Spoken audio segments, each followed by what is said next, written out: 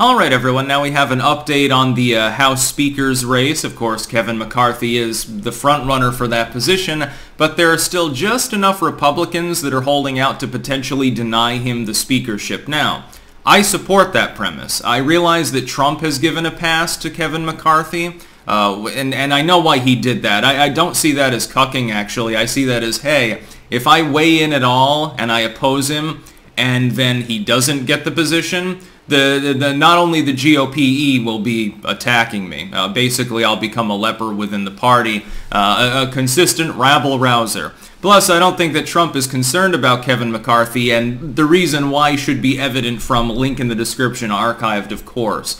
If you look at the link in the description, you'll see that they are offering a various package for House rules. Matt Gaetz is involved, Boebert, etc. Under the new rules, assuming that McCarthy does get the yes vote, and by the way, that's not assured. To be clear, he is embattled enough so it is feasible that he does not become House Speaker. It would please me. I have absolutely no problem with them throwing McCarthy under the bus. I don't mind if Matt Gaetz is Speaker, Lauren Boebert, Marjorie Taylor Greene. If Rand Paul were in the U.S. House, then I'd have to fly to D.C. to hold a sign right now because I'd be so excited. Fortunately, they decided to go with McConnell in the Senate, mysteriously considering his fucking dysfunction. If you look at the proposed rules, there are several really good things. Number one, you only have to have one individual within the House call forth, an in-party, of course, vote to oust the House Speaker. So if you end up with a situation where the House is narrowly Republican, a little bit more Republican than the last House was Dem, but it's still historically pretty close. It's like a 52-48 or something like that. So as far as percentile, of course, I know it's not the Senate. What you would do is, a member of the Republican Party would say, hey, I vote no confidence in you. Republicans take it up, there's enough votes, it goes to a main vote, and they can kick aside Kevin McCarthy because they don't think he's doing his job.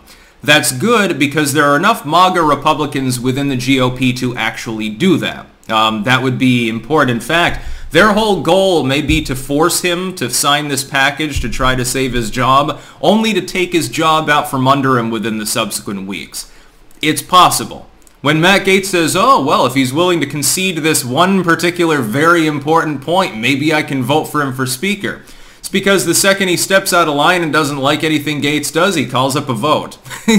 Honestly, at the end of the day, if that one provision passes, it would give massive disproportionate power to the, well, at this point, large plurality of House Republicans who are MAGA.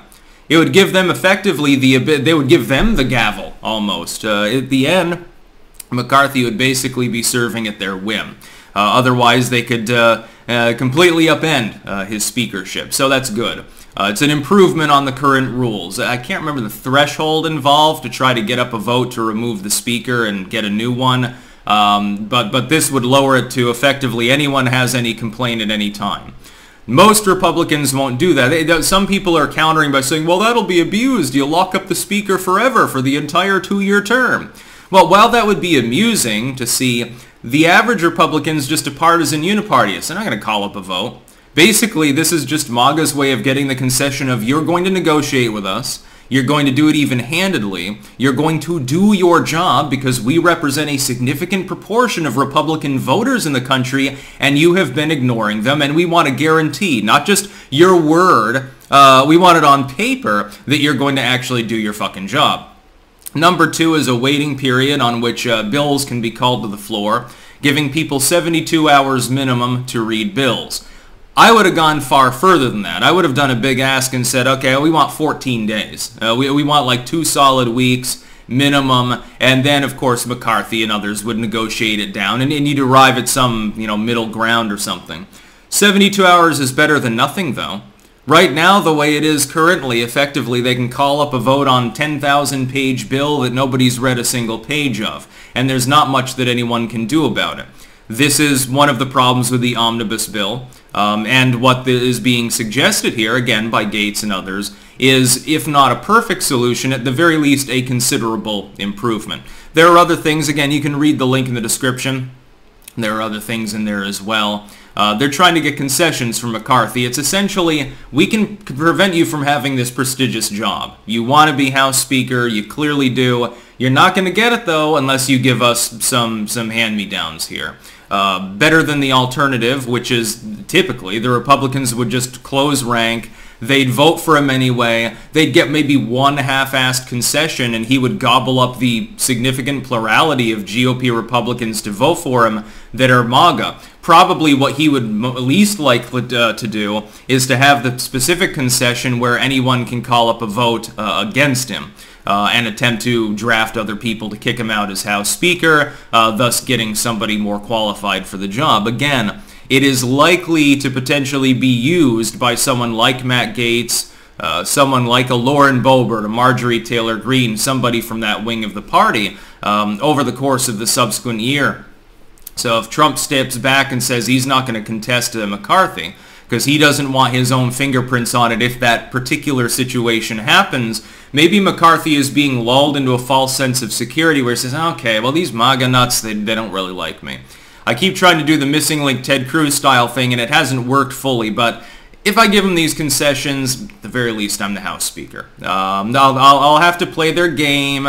I'll have to do the backroom dealing thing. McConnell does it much better than Kevin McCarthy. We'll see what happens. I'm not even willing to give a prediction on whether he ends up being the House Speaker, to tell the truth. They could shit can him, and they could end up getting somebody like Marjorie Taylor Greene in there. Arguably would be more conciliatory, by the way. The partisans aren't going to break rank. They don't give a fucking shit. Some of the unipartyists might. They might want a concession if you ended up with a MAGA Speaker of the House. As far as that side of the party, they would vote lock, stock, and barrel. You're getting close to McCarthy's margin right now if you just threw MAGA and the unprincipled partisans together. That's basically the core of the party at this point. There aren't many of the sleazebag unipartyists, and certainly far fewer in the House than there are in the Senate as a proportion. The Senate Republicans are mostly unipartyists. Unfortunately, the Trump revolution has failed to purge enough of them to be more meaningful. You have some principled individuals. You have Rand Paul, etc. But in the House, you've got a higher margin of these individuals. So we'll see what happens. At a bare minimum, though, they should hold out. They should threaten to hold the party over a barrel effectively right now and say, look, you're going to give us what we want.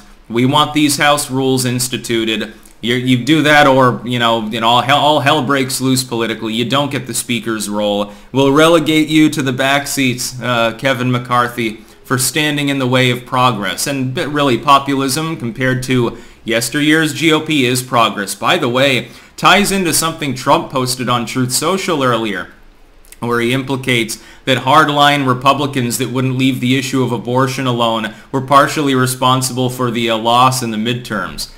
I happen to concur. In fact, I've pointed that out, although honestly I believe that plays a more minor role than something else he points out, which is Mitch's money shenanigans. At least at the Senate level, it was Mitch McConnell. The House level, part of it, yes, it was indeed. It was Lindsey Graham and people like him. That's about all.